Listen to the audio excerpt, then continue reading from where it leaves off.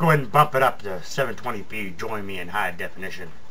Late June, early July 1992, all the way up to October 31st, 1999. We're going to be talking about Doco's Family Restaurants. Years go by, but the memory stays, and those were the good old days. Thank you so much for going down memory lane with me. Let me take you back and tell you another story of Doco's Family Restaurant.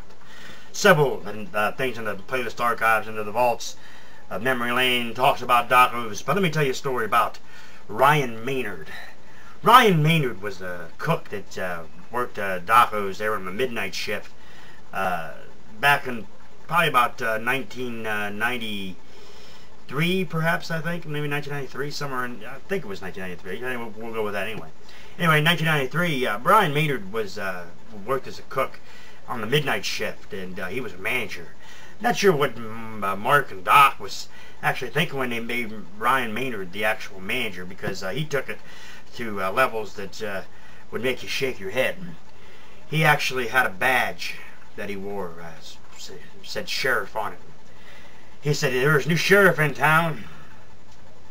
He actually made psycho cook James Tittle his official deputy. Learn a little more in the playlist archives about psycho cook James Tittle part 1 and 2. Anyway, nonetheless, Ryan was just one of those guys that he thought his shit didn't stink, so to speak. He thought that he was,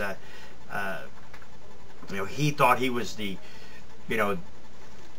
big macho man and everything. And I had to work midnights one night for Mark and Doc had asked me to work midnights. Somebody called off; they were short-handed, so they asked me to come in and work a midnight shift there one time on a weekend. And Ryan was making stuff, and they were giving a little bit of hassles and stuff like that to the waitresses and stuff like that. And Ryan was trying to flirt with a couple waitresses and whatnot. And I come bringing a stack of plates out there, and he said something to me, and I'm like, "Excuse me?" He's like, "Hey man, see the badge?" He's like, "You don't want to cross the sheriff, man." He goes, "I'll throw you in jail." I'm like, "Man, what are you talking about, man?" He goes, "I'll fire you, man." I said, "You're a manager. You have no right to fire me." I'm like, "You know what?" It's like, just shut up, Ryan. It's like, you ain't nothing.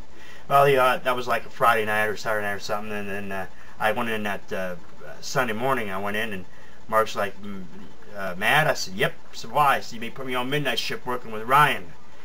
He goes, "Ryan Maynard."